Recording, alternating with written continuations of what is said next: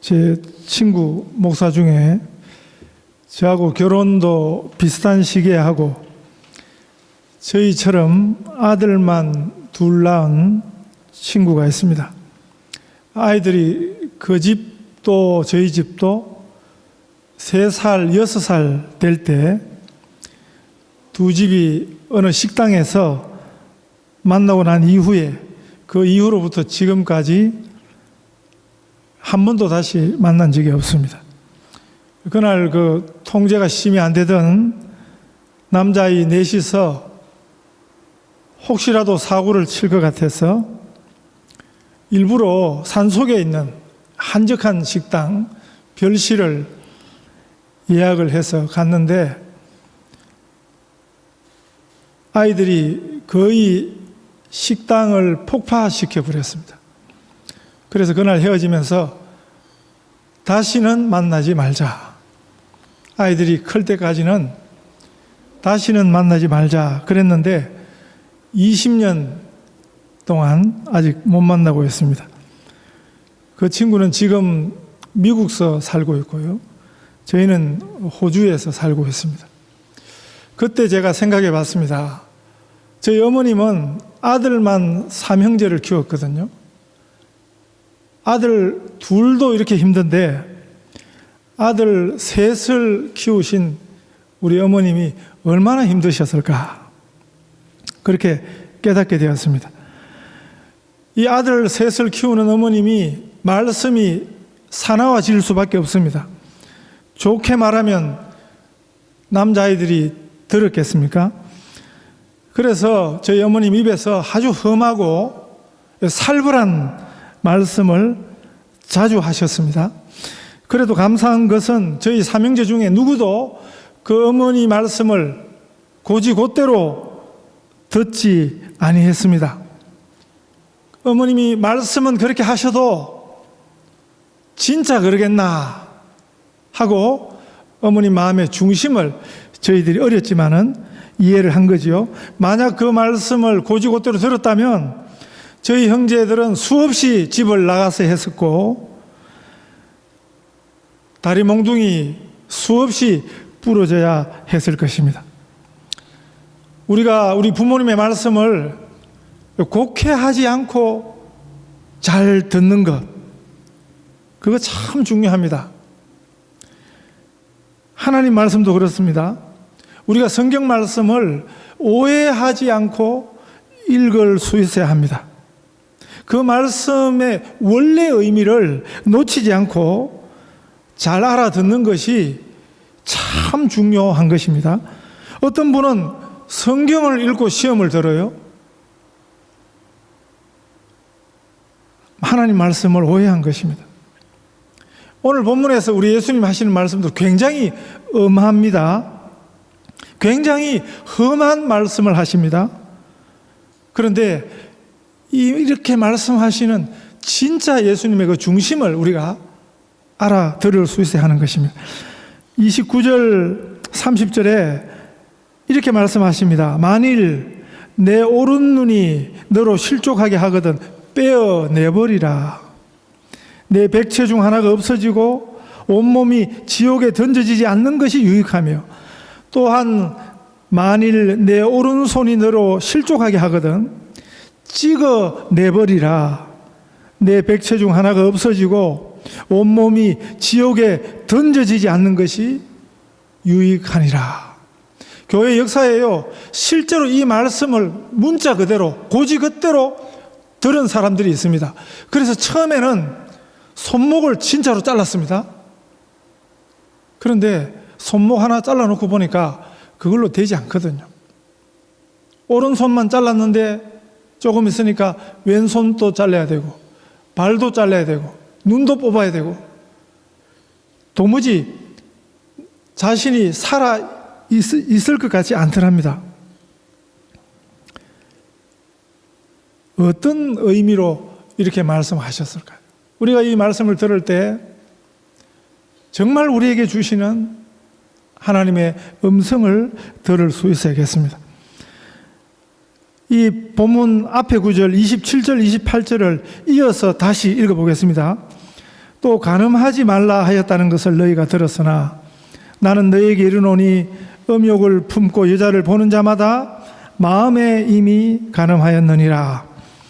만일 내 오른 눈이 너로 실족하게 하거든 빼어내버리라. 내 백체 중 하나가 없어지고 온몸에 지옥에 던져지지 않은 것이 유익하며 또한 만일 내 오른손이 너로 실족하게 하거든 찍어내버리라. 내 백체 중 하나가 없어지고 온몸이 지옥에 던져지지 않는 것이 유익하니라. 이 말씀을 고지고대로 순종하면 손목 하나 끊고 눈알 하나 빼버리는 것이 아니고 우리 마음을 찍어내어야 하는데, 살인하지 않고 간음하지 않고 도둑질하지 않으려면요, 이것이 어떻게 가능하겠습니까? 우리의 심장을 뜯어내면 우리 마음이 고쳐질까요? 또 간음하지 말라 하였다는 것을 너희가 들었으나, 여기서 너희가 들었으나 하는 표현이 중요합니다. 이 말씀은 모세를 통하여 하나님께서 이렇게 말씀하셨다는 것이 아니고 너희가 그렇게 듣고 있으나 이런 뜻입니다. 우리가 성경을 읽을 때 제가 항상 드리는 말씀인데 이상한 점을 항상 캐치해야 되거든요. 왜 너희가 들었으나 하나님께서 이렇게 말씀하셨다 이것하고 너희가 들었으나 얼마나 차이가 많이 나는 말인지 모르는 것입니다. 이 앞에 21절도 마찬가지입니다. 옛 사람에게 말한 바 살인치 말라 누구든지 살인하면 심판을 받게 되리라 하였다는 것을 너희가 들었으나, 너희가 들었으나, 너희가 들은 대로면, 너희가 듣고 해석한 대로면 이런 뜻입니다. 이 말씀의 근거는 모세에게 하나님께서 친히 두 돌판에 글자를 새겨주셨는데, 그 말씀을 새겨주셨는데 그게 십계명이죠. 이 십계명은 하나님 말씀을, 구약 성경 전체를 대표합니다. 이 십계명을 요약하면 사랑하라 하는 말씀입니다. 십계명이 두 돌판입니다. 그래서 모세가 양쪽에, 처음에는 하나님께서 마련한 돌판에 하나님께서 새겨주셨는데 모세가 그걸 들고 내려오는데 백성들이 우상 숭배에 빠져서 이 돌판의 말씀과 어긋난 짓을 하고 있으니까 모세가 분이 나서 하나님 주신 그 돌판을 던져서 깨뜨려 버렸습니다. 그래서 나중에 다시 하나님께서 돌판을 준비해서 오너라 그랬을 때 그 두 돌판에 이번에 하나님께서 말씀을 다시 양쪽에 새겨주셨는데 그것이 십계명 두 돌판에 새긴 말씀입니다. 하나에는 요약하면 이렇습니다. 하나님을 사랑하라. 그리고 하나에는 내 이웃을 사랑하라. 합치면요, 사랑하라 하는 말씀입니다. 하나님을 사랑하라 하는 구체적 방법이 1계명이죠. 하나님 외에 다른 신을 두지 않는 것과 2. 우상 숭배하지 않고 3. 하나님의 이름을 망령되게 하지 않는 것 4. 안식일을 기억하고 거룩하게 지키라. 하나님을 사랑하는 구체적 방법이라는 것입니다. 하나님을 하나님으로 인정하고 하나님을 하나님으로 대접하는 방법이라 알려주신 것이고, 그 다음에 이웃을 사랑하는 구체적 방법은 5. 부모를 공경하라. 6. 살인하지 말라. 7. 간음하지 말라. 8. 도둑질하지 말라. 9.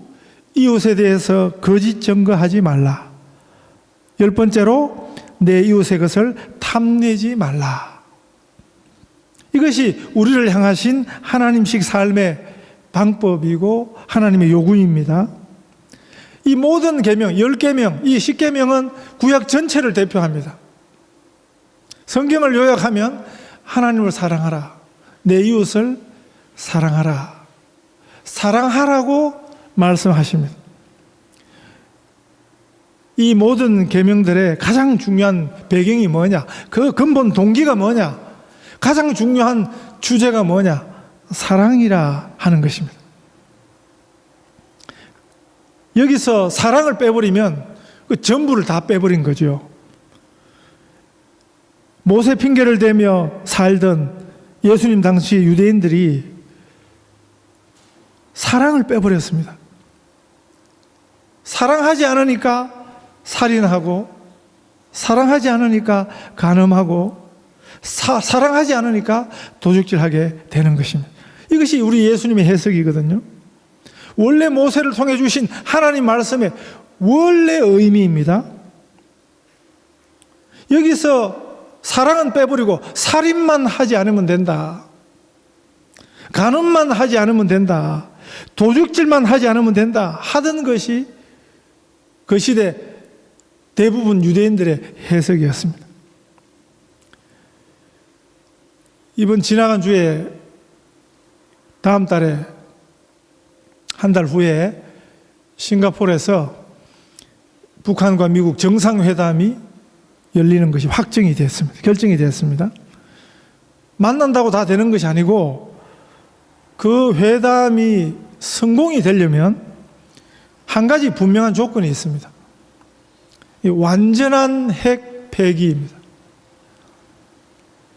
이 핵을 폐기하는데 완전하게 하는 말과 영구적으로 퍼머넌트와 컴플리트냐 두 개 가지고 지금 또 논의를 하고 있지만 완전하고 영구적인 핵 폐기, 이게 절대 조건입니다. 이게 안 되면 회담 하나입니다. 지금까지는 북한이 그러지 않았는가? 핵 개발하지 않겠다 하는 신용을 한 거죠. 실제로는 하지 않았습니다. 결과적으로. 신용을 하는 것에 남한 정부가 속고 미국이 속고, 신용하는 것은 그건 진짜가 아닌 것입니다. 그건 진짜를 흉내내는 것입니다. 오늘 교회 다니는 사람 숫자는 엄청 많습니다.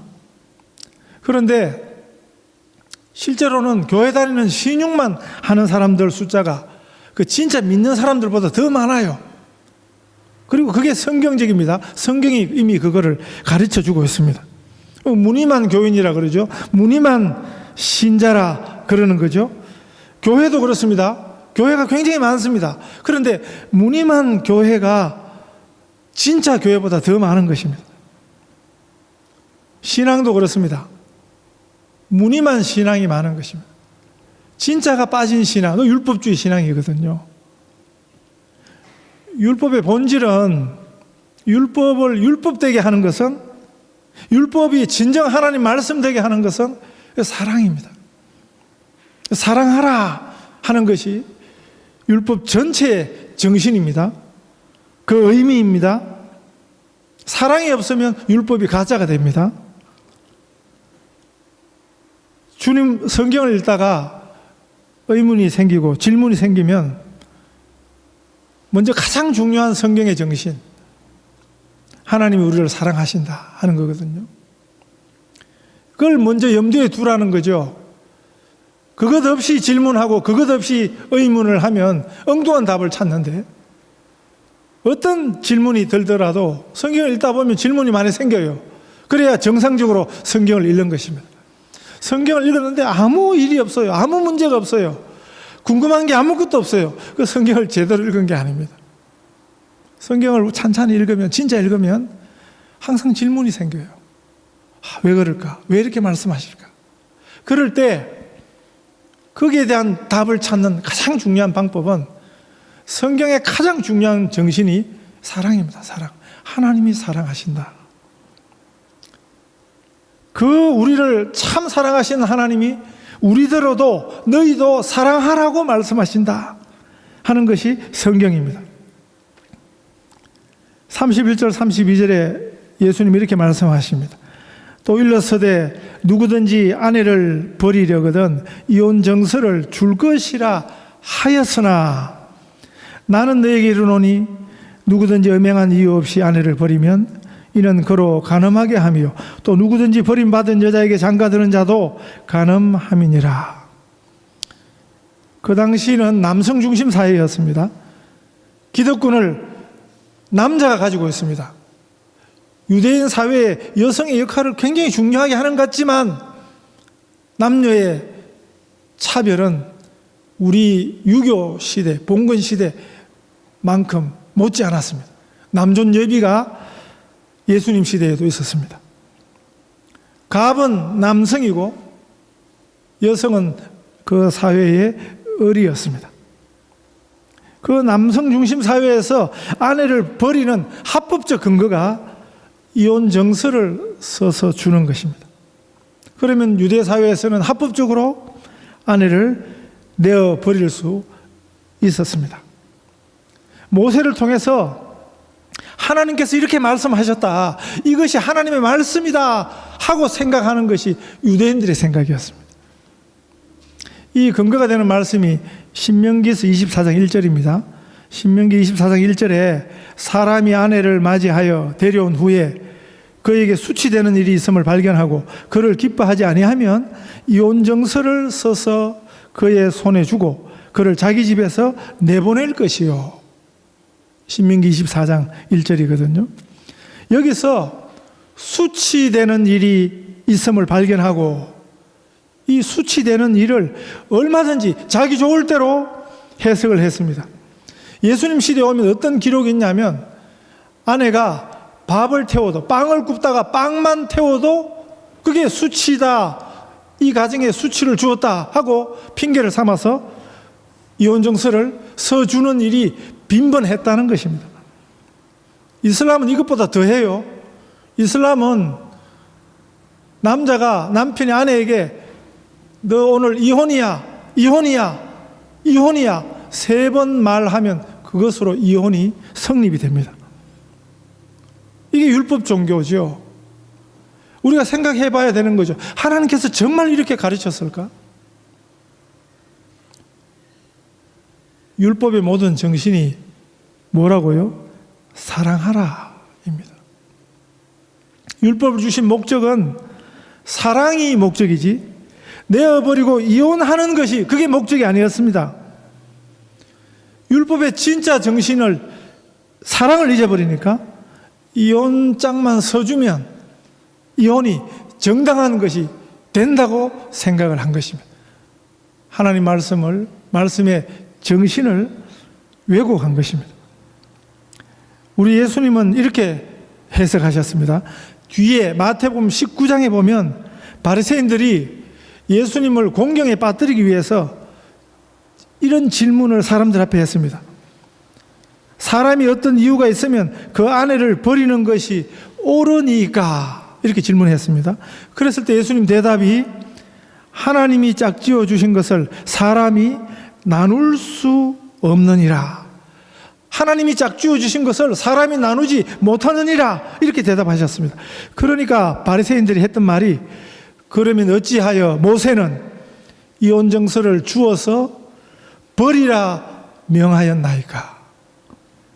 이렇게 반문했을 때 하신 예수님 말씀이 마태복음 19장 8절입니다.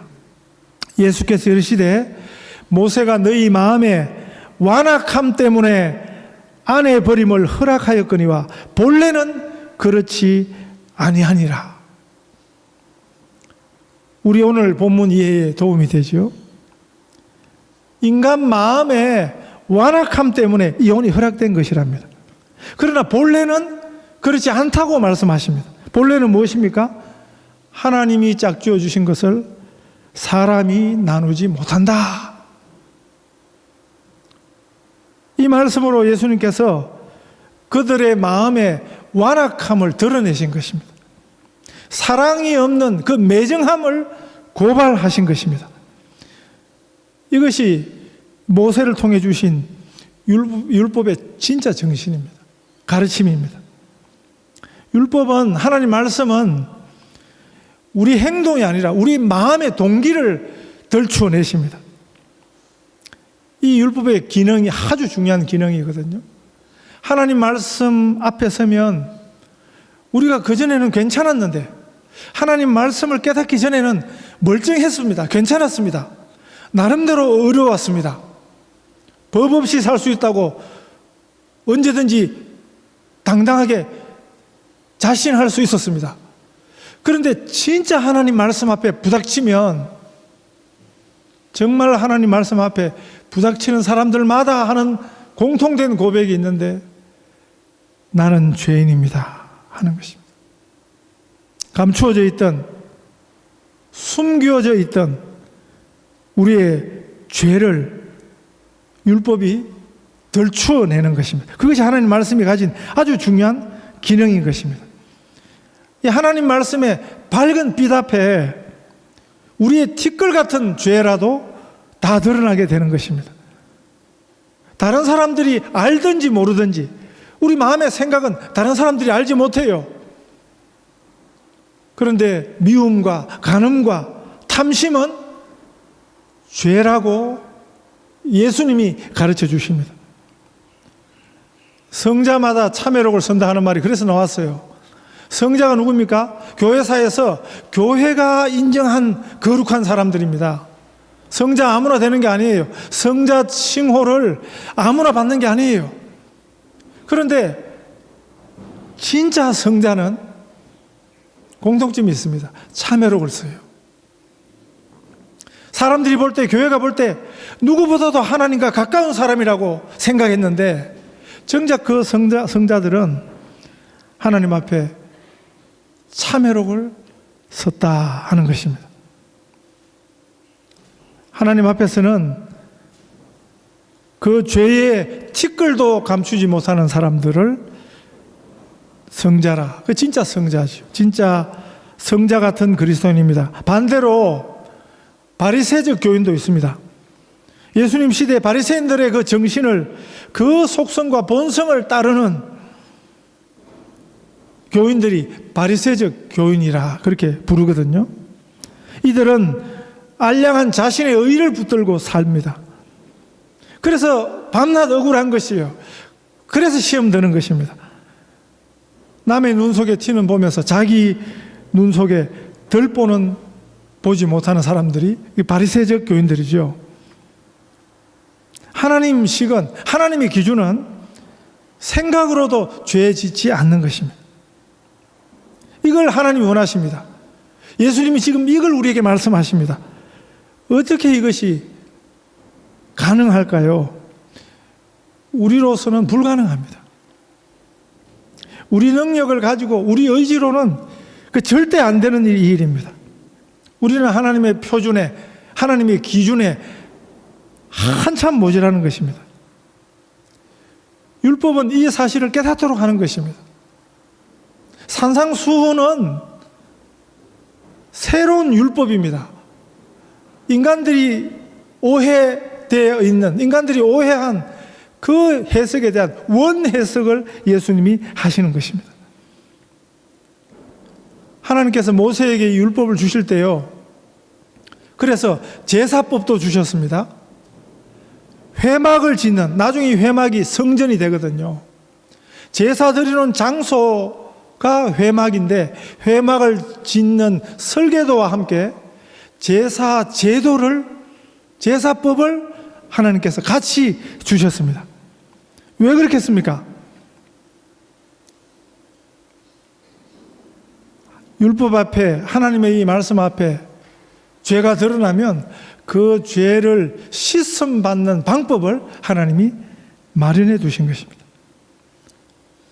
범죄한 우리가 살 길은 오직 하나님의 은혜밖에 없다 하는 사실을 알려주셨습니다. 하나님 은혜의 본질은, 우리가 하나님의 은혜를 여러 말로, 여러 가지로 설명할 수 있습니다. 우리에게 주어진 우리가 만난 일, 경험한 일 가지고 이것이 하나님의 은혜라 그러고, 근데 하나님의 본질은, 하나님의 은혜의 본질은 예수님이십니다. 예수님이 곧 하나님의 은혜입니다. 예수님이 있으면 하나님의 은혜를 만난 것입니다. 우리가 예수님을 만났으면 하나님의 은혜를 만난 것입니다. 그래서 사도 바울이 이렇게 고백했습니다. 갈라디아서 2장 16절에 사람이 의롭게 되는 것은 율법의 행위에서 난 것이 아니요 오직 예수 그리스도를 믿음으로 말미암는 줄 아는고로 우리도 그리스도 예수를 믿나니 이는 우리가 율법의 행위에서 아니고 그리스도를 믿음으로써 의롭다함을 얻으려 함이라. 율법의 행위로서는 의롭다함을 얻을 육체가 없느니라. 하나님의 은혜 없이 우리가 살 수 없습니다. 우리에게 가장 가장 절실한 것은 하나님의 은혜입니다. 하나님의 은혜가 우리의 생각도 고쳐 주실 것입니다. 예수님께서 이렇게 말씀하시는 원래 의도를 알아채시기를 바랍니다. 우리 힘이 아니고 우리 의지가 아니고 내가 할 수 없는 것을 예수님 말씀하십니다. 하나님의 은혜를 간절히 사모하며 살도록 주 예수의 은혜가 함께 하시기를 간절히 축복합니다.